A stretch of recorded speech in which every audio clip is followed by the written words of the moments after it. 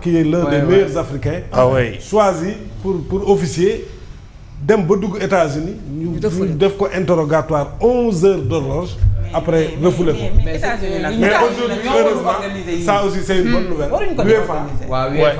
UEFA dañ ko jël jox ko pour mu arbitrer super coupe d'Europe. c'est bien xam nga le foot xam nga loolu c'est une réponse.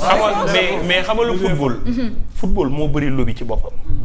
mais en temps normal États-Unis da ngay organiser football lii ngay def. respecté woon normes yi FIFA dafa war a arrêté loolu yóbbu ko beneen réew ni affaire bi na am entre Canada ak Mexique. génn la ci complètement la preuve li xewoon Ukraine ak Russie. aju ñu fi woon Russie. mais il faut que ñu. du FIFA dafa sévéré woon aju ñu fi woon Russie. mais tey jii ñu ñëwaat jël ay mesures soit une puissance. parce que tu sais que mais l'organisation on doit la sécuriser. tey mënuñu organiser lu toll mais xoolal ni ñu doon fouiller joueurs yi comme ay délinquants yu dugg ci biir dëkk bi. day jouer génn xaw ma. mais c'est que ça le problème. donc il y a trop de. on a au niveau de la FIFA. Le président de la FIFA c'est un président populiste aussi parce que Infantino boo gisee la manière dont il se comporte avec Trump xam nga Trump moom leen rek la xam comme c'est à l'image de notre Ousmane Sonko il est un peu narcissique quoi il aime flatter nekk ainsi de suite mais c'est Infantino qui a laissé faire un peu te li ngay wax moom par rapport au président de plus en plus tamit on constate que dans le monde aussi ce sont les made in Trump les Sonko en tout cas les populistes il faut dire nous sommes à l'ère des populistes parce que xam nga lu waral loolu nous sommes à l'ère du digital gis nga amul secret à l'époque où les gens lisaient faisaient travailler leur cerveau di gëstu bu baax a baax jamono boobu noonu si tu n'étais pas brillant yenn yi doo ko mën a def xoolal nos premiers dirigeants si tu n'étais pas brillant doo mën a bokk ci classe bi laaj réew mi nous sommes maintenant à l'ère du digital ñi ñëw ci bari dañu am tàyyeelu xel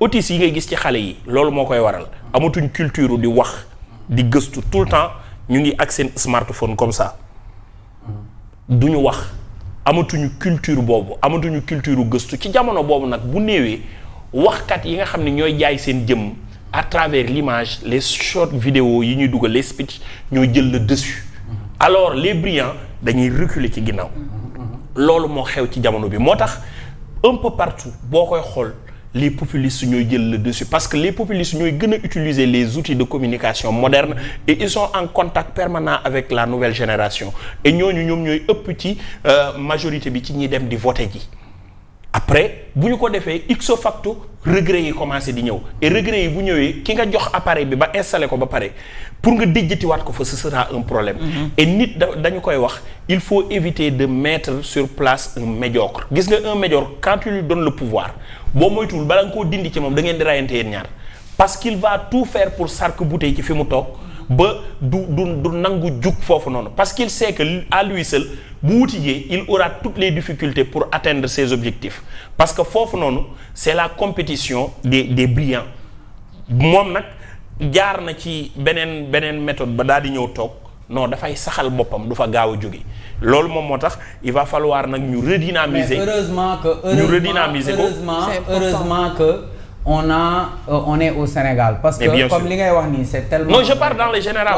non te li ngay wax nii c'est vrai parce que au Sénégal boo xoolee quand régime avec l'avènement de ce nouveau régime là demoon nañ ba ñuy jéem a imposer yeneen modèle ba ñuy wax ak la Chine ak yooyu tu avais l'impression que ñoom ils voulaient instaurer comme un parti unique comme ce qui s'est passé en Chine mais heureusement que au Sénégal quand même on a refusé loolu c'est une trahison.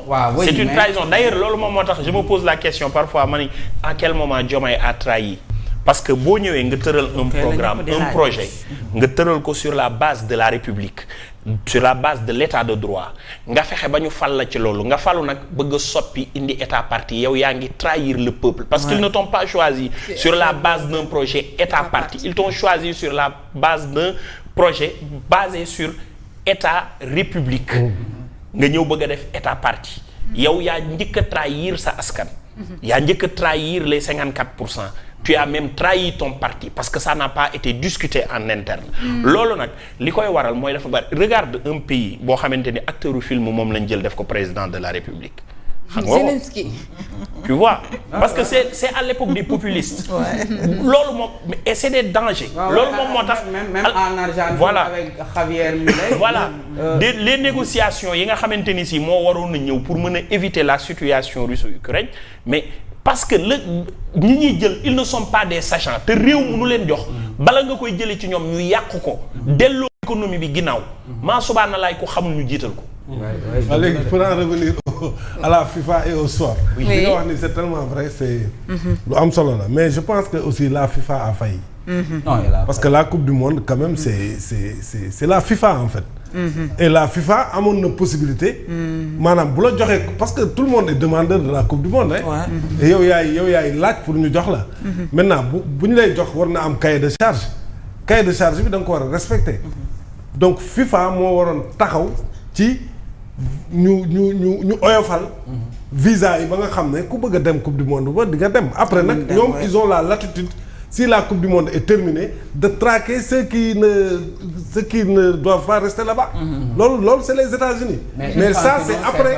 c'est que Infantino aussi son problème c'est qu'il traîne des casseroles aussi parce que Infantino. oui mais la FIFA n'appartient pas à Infantino aussi. mais on parle de la coupe du monde. La coupe du monde c'est l'événement le plus important dans le monde. La coupe du monde c'est à cause de sa proximité avec Donald Trump que. parce que hier j'ai entendu hier doyen Alioune Ndiaye en parler jëm ci peut-être ki nga xamante ne moom moo di Infantino ak peut-être proximité bi nga xamante ne am na ko ak Donald Trump il a trop laissé faire les choses en quelque sorte. un trophée spécial pour Donald Trump n'est-ce pas. def nga ko kay. non yow sax wax nañ fi. la candidature de Infantino portée par Donald Trump. pour l'ONU. on a même parlé de ça. pour wax la proximité bi ñu am.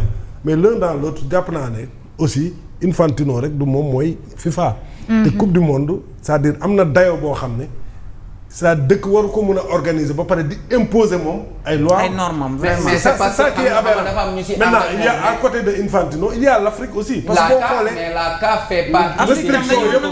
restriction yëpp africains yi lañ ko opposé. dëgg la toutes les restrictions c'est l'Afrique. mais la CAF aussi devait élever la voix. mais la CAF aussi nan lay waxee. parce que ka ko jiite tamit Infantino moo ko fi teg. waaye ñi gisoo CAF li muy def di waaj jël coupe d'Afrique bi di ko yóbbu tous les 4 ans. loolu ça va tuer le football africain. parce que le football africain fi mu toll nii boo constaté en fait dafa nekk di yéeg ci kaw.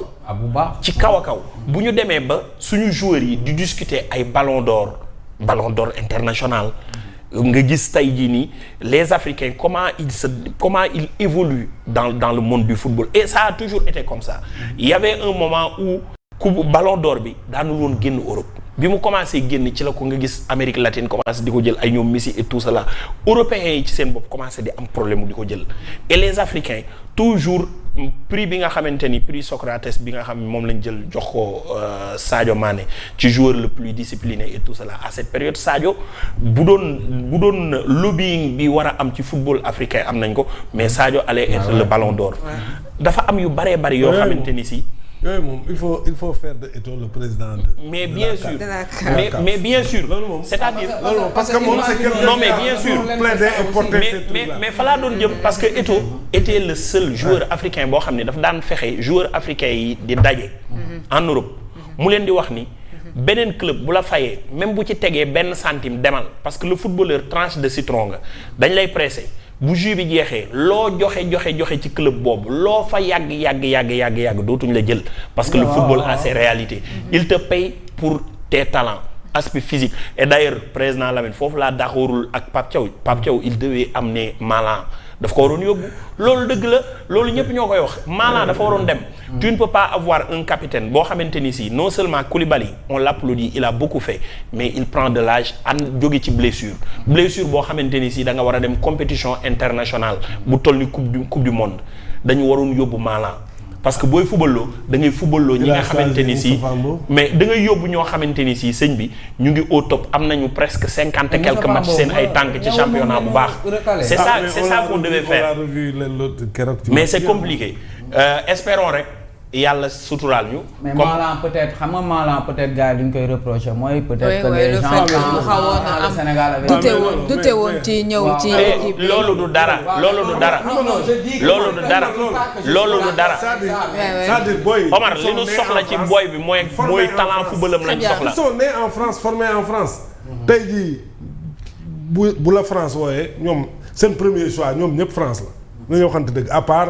ay Ibrahima Mbaye yi nga xam ne ils ont opté pour le Sénégal très très tôt très jeune 17 ans. mais bien sûr. mais pour les autres. dañoo amoon tuuti doute quoi. dañoo amoon dugal ci terrain bi. xam nga yaa tudd Ibrahima mais Pape Thiaw mais il faut qu'il Ibrahima